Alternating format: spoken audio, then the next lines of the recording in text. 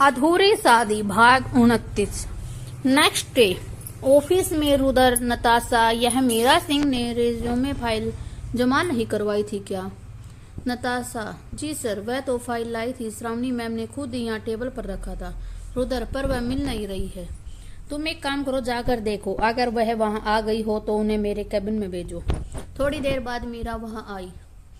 आज फिर वह साड़ी में थी, विदाउट एनी मेकअप की। उसके अंदर आते ही रुदर को गुड मॉर्निंग विश किया। रुदर ने उसकी ओर देखा। नॉट बैड, सिंपल होते हुए भी तुम अट्रैक्टिव लगती हो, मन में सोचते हुए हल्का मुस्कुरा दिया। उसे यूं मुस्कुराते देख मीरा उलझ गई। सर आपने हमें बुलाया था रुदर? या वे आपकी रिज्यूमे फाइल नहीं मिल रही थी। मीरा ने टेबल पर इधर उधर नजर दौड़ाई तो उसे सामने ही अपनी फाइल नजर आई। सर यह रही हमारी फाइल, सामने ही तो रखी थी श्रावणी मैम ने। रुदर ने फाइल हाथ में लेते हुए उस पर नजर डाली। हाँ, यह तो सामने ही थी, पर मैं आपकी फाइल ढूंढ रहा था। यह तो किसी माहिरा सिंह की फाइल है, इसमें सारे डॉक्यूमेंट माहिरा सिंह माही के नाम से ही हैं। मीरा ने सर झुकाते हुए धीरे से बोला, सर हमारा ही नाम माहिरा सिंह माही है। रुदर, पर आपने अपना परिचय माहिरा सिंह के रूप में दिया। माहिरा या मीरा के नाम से भी अपना परिचय दे सकते थे। मीरा जी सर, हम आपको अपने बस मीरा सिंह के नाम से जाना जाते हैं। रुदर, वैसे माही नाम भी तो बहुत खूबसूरत है। मीरा इस पर अपसेट होते हुए बोली, सर हम नहीं चाहते कि कोई हमें अब इस नाम से बुलाए, तो सर आपसे एक रिक्वेस्ट है कि मेरा यह नाम आप इस फाइल तक ही सीमित रहने दें।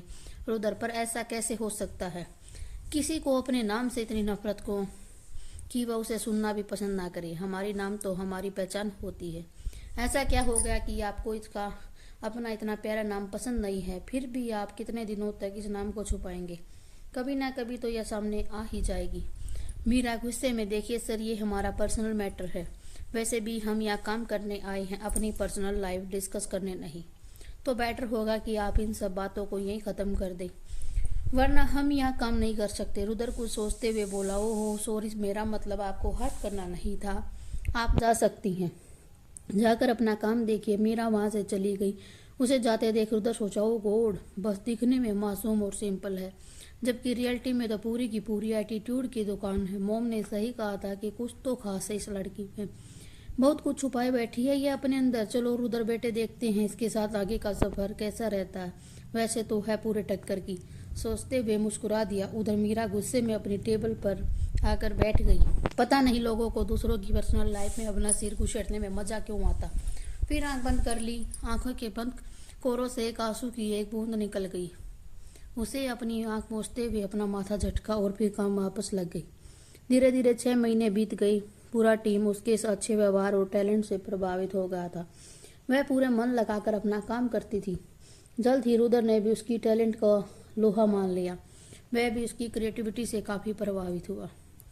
इस बीच ऑफिस के कई मेल स्टाफ ने मीरा को प्रपोज भी करना चाहा, तो मीरा ने पोलाइटली उन्हें मना कर दिया। रुदर से यह सब छुपा नहीं था, उसे भी मीरा की सादगी पसंद आने लगी थी। मीरा अब हॉस्टल छोड़कर वसुधा जी के घर शिफ्ट हो चुकी थी। सुबह ऑफिस जाने से पहले वह घर के कामों में उनकी हेल्प करवा देती।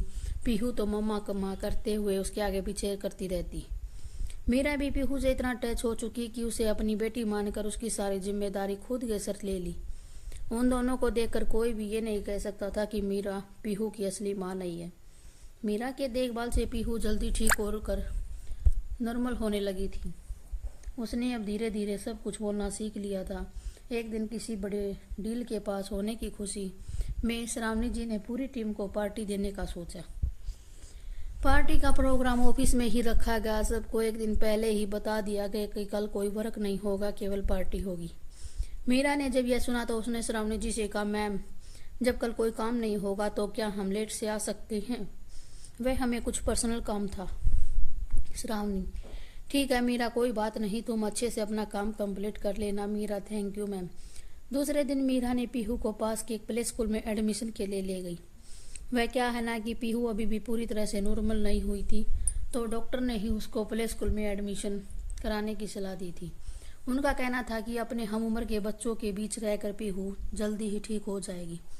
स्कूल पहुंचते ही पीहू पहले तो डर गई, फिर मीरा के समझाने पर दूसरे बच्चों से डरते डरते मिली। मीरा, पीहू बच्चा, मम्मा की जान, आप अब स्ट्रॉन्ग गर्ल हो ना, तो अब डरते नहीं बच्चा। देखो यहाँ कितने सारे फ्रेंड्स हैं, सभी आपके जैसे ही हैं क्यूट। आप इनके साथ खेलोगे ना, इन्हें भी अच्छा लगेगा, आपको भी। पीहू, छच मम्मा ये सब हमारे साथ खेलेंगे। मीरा, हाँ बेटा आप जाइए, इन सब से दोस्ती कीजिए। पीहू दौड़कर उन बच्चों के पास गई। पास जाकर वह रुक गई। पीछे मुड़कर देखा तो मीरा ने उसे आगे जाने का इशारा किया। वह बच्चों के पास गई और धीरे से बोली, हेलो, आप जब हमके दोस्ती करोगे? सब बच्चे उसकी ओर देखने लगे। पीहू गुलाबी रंग की गोल मटोल सी डोल की तरह लगती थी। सब बच्चे उसके पास आ गए। तुम कौन हो? क्या हमारे साथ खेलोगे? इस पर भी वो खुश होकर बोली, हम पीहू हैं, अपनी मीला मम्मा की जान। इस पर एक बच्ची बोली, तुम्हारी मीला मम्मा कहाँ है? तो पीहू ने मीरा की ओर इशारा किया। सब बच्चों ने उसकी ओर देखा तो मीरा भी मुस्कुरा दी। फिर पीहू सब बच्चों के साथ खेलने लगी। मीरा प्रिंसिपल के कैबिन में जाकर उसके एडमिशन की सारी प्रक्रिया पूरी कर दी। प्रिंसिपल मैम राधिका के फ्रेंड की माँ थी, तो वे पीहू के बारे में सब जानती थी। उन्होंने मीरा को आश्वस्त किया कि वे लोग उनका ध्यान रखेंगे, ख्याल रखेंगे। थोड़ी देर बाद मीरा पीहू को लेकर ऑफिस की पार्टी के लिए निकल गई। उसे पार्टी पसंद नहीं थी तो उसने सोचा कि थोड़ी देर पार्टी अटेंड कर वापस लौट आएगी। मीरा जब पीहू को गोद में लिए ऑफिस पहुंची तो सबकी नजरें उसके और पीहू पर अटक गई। सबकी नज़रों में उसे लेकर सवाल था। मीरा ने जब सबकी नज़रों में सवाल देखा तो खुद पीहू का परिचय कराते हुए बोली, ये हमारी बेटी पीहू है। सबको आश्चर्य हुआ क्योंकि मीरा को देखकर किसी के लिए भी यह कह पाना मुश्किल था कि वह एक बच्चे की माँ है। यहाँ तो किसी को यह तक भी नहीं पता कि वह मैरिड है या नहीं। सब आपस में खुशुर पुशुर करने लगे। मीरा ने सबको स्पष्ट करते हुए कहा, इससे पहले कि आप लोग हमारे बारे में कुछ और बोले, हम सबको बता दें कि हमारी शादी हो चुकी है, पर हाँ, हम सिंगल मदर हैं। इससे ज़्यादा हम किसी को अपनी पर्सनल लाइफ पर सवाल करने की इजाज़त नहीं देते हैं। इस पर सभी स्टाफ आपस में बातें बनाने लगे। लगता है शायद पति के साथ नहीं रहती, तभी तो आज तक किसी ने इसके पति को ना तो देखा ना उसके बारे में सुना। जवान कितनी तेज है, शायद इसलिए पति या ससुराल वालों से बना नहीं होगा। इसकी सुंदरता के कारण लड़के भी इसके आगे पीछे मंडराते रहते हैं। हो सकता है इस वजह से भी हस्बैंड ने इसे छोड़ दिया हो। चलो छोड़ो जो है। इस तरह की चर्चाएं करने लगे लोग, पर किसी की हिम्मत नहीं थी उससे डायरेक्टली कुछ और पूछ सके, क्योंकि सब जानते थे कि मीरा ना तो खुद के पर्सनल लाइफ की कोई चर्चा करना पसंद करती थी, ना ही दूसरों के बारे में कोई सवाल करती थी। तो सब चुप ही रह गए और पार्टी एंजॉय करने लगे। श्रावणी जी आगे आकर पीहू को गोद में लेते हुए बोली, मीरा तुमने यह गलत किया, इतनी प्यारी गुड़िया को अब तक हम सबसे छुपा कर रखा। धीरे धीरे बाकी के स्टाफ भी पीहू के साथ खेलने लगे। पीहू की तोतली बोली सबको बहुत भा रही थी। मीरा भी पीहू को सबके साथ घूमते मिलते देख खुश हो रही थी। इधर उधर मीरा के इस रूप को देखकर काफी सरप्राइज्ड रह गया। वह धीरे से मीरा के पास आया। आज तो आपने सबको सरप्राइज्ड ही कर दिया। पहले तो अपना नाम सबसे छुपाया, फिर अपनी मैरिड लाइफ और अपने बेबी को, और फिर अब हस्बैंड। वैसे आपके हस्बैंड से मैं जरूर मिलना चाहूँगा, रहते कहाँ हैं वो? यह सुनकर माही को गुस्सा आ गया। सर, हम अपनी पर्सनल लाइफ किसी के साथ डिस्कस नहीं करना चाहते। आपको हमारे बारे में जो सोचना सोच सकते हैं, वह आपकी अपनी सोच होगी। हमें इससे कोई मतलब नहीं कि कौन हमारे बारे में क्या सोचता है। उधर अरे ओ सुपरफास्ट, हमेशा इतनी गुस्से में क्यों रहती हो? पता नहीं तुम्हारा हस्बैंड तुम्हें कैसे झेलता होगा। मुझे तो लगता है कि तुम्हें छोड़कर वह भाग चुका होगा अब तक, कहकर मुस्कुराते हुए वहां से चला गया। रुद्र भी अब धीरे धीरे मीरा को पसंद करने लगा था। श्रावणी जी ने इस बात को अनुभव किया तो उन्होंने रुद्र को अपने पास बुलाकर समझाया, देखो रुद्र, मीरा अपने अंदर बहुत सारे दर्द समेटे हुए बड़ी मुश्किल से खुद को शांत की हुई है। प्लीज तुम आगे कुछ ऐसा मत कर देना कि उसे खुद को संभालना दोबारा मुश्किल हो जाए। थोड़ी देर बाद मीरा पीहू को लेकर घर वापिस आ गई। पीहू वसुधा जी के पास जाकर उन्हें दिन भर की बातें बताने लगी। मीरा अपने कमरे में आकर बिस्तर पर लेट गई।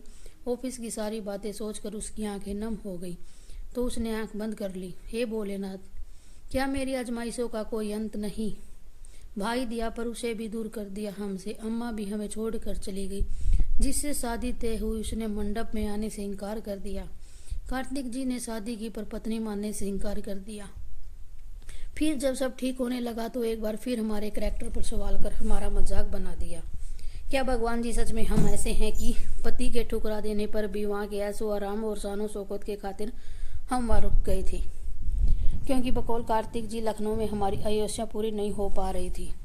क्यों हमें यह सब सुनना पड़ा? बचपन से आज तक हमने कुछ नहीं मांगा किसी से, आपसे भी कुछ नहीं मांगा। जो आपने दिया सर झुकाकर हम मानते गए।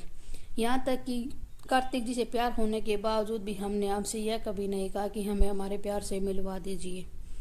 आपने खुद आगे बढ़कर हमें कार्तिक जी पर दिया, पर साथ में ही इतना बड़ा इल्जाम भी था कि अपनी अयाशियों के लिए हमने अपने भाई तक को भी नहीं छोड़ा। सोचते सोचते उसकी आंखों से आंसू बहने लगे। तभी वसुधा जी कमरे में आई। मीरा बेटा क्या हुआ? आते ही लेट गई। तबीयत ठीक नहीं है क्या? मीरा ने अपनी आंसू पोंछते हुए बोली, नहीं माँ, कुछ नहीं हुआ। वह ब्रिजेश जी ने ही एक दिन मीरा से कहा था कि जिस तरह तुमने पीहू को उसकी माँ लौटा दी, हमें भी हमारी बेटी लौटा दो। तब से मीरा उन्हें माँ बाबूजी कहना शुरू कर दी। वसुधा उसके पास बैठकर उसके सर को सहलाते हुए बोली, आंखें लाल हो चुकी हैं, रो रो कर कहती होगी, कुछ नहीं हुआ बेटा, जो दिल में है एक बार इस माँ के पास निकाल कर अपने आप को हल्का कर लो। मैंने देखा है कि हर रात जब जब सब जो जाते हैं तो तुम कुछ याद करके बेआवाज रोती हो। ऐसी कौन सी बात है तुम्हें इतना दर्द दे रही है? क्या बात है बेटा? अपनी इस माँ से अपने दिल की बात नहीं कहोगी? मीरा अब उनके गले लगकर रोने लगी। फिर धीरे धीरे उसने अपने बारे में उन्हें सब कुछ बता दिया। माँ, हमने यू की आंखों में खुद के लिए पोजीशन वैस देखा था। अगर हम वहाँ रुकते तो दोनों भाइयों में बहुत बड़ी दरार आ जाती। युग जब भी हमारी तकलीफ महसूस करते, कार्तिक जी से दूर होते जाते।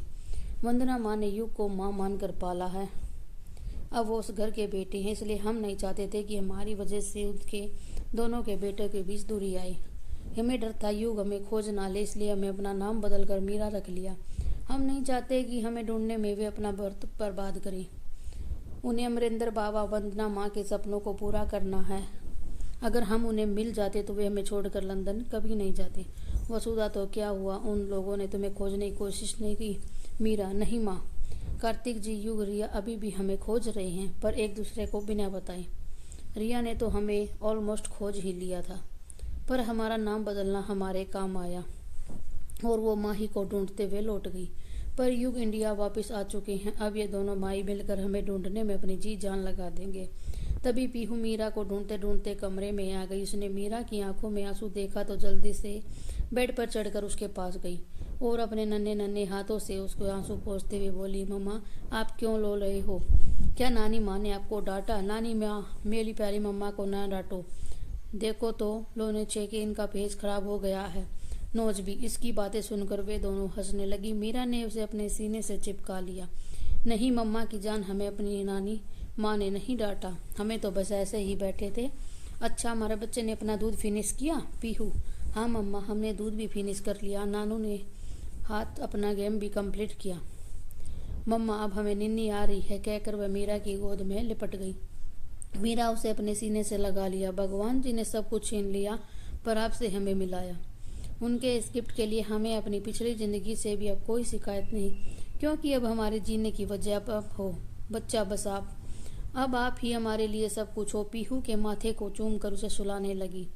वसुधा जी ने नम आंखों से उन दोनों माँ बेटी को देखा। खून का रिश्ता न होते हुए भी ये दोनों अपने अपनी तकलीफों के कारण आज एक दूसरे की खुशियों की वजह बन चुकी हैं। फिर उन्होंने सोचा, पता नहीं कार्तिक जी ने वैसे क्यों किया, पर इतना तो तय है कि मीरा अभी भी उन्हें बहुत प्यार करती है। जो दूसरे के बच्चे पर इतनी ममता लुटाती, जब वह खुद माँ बनेगी तो उसे कितना प्यार करेगी। आगे की कहानी आपको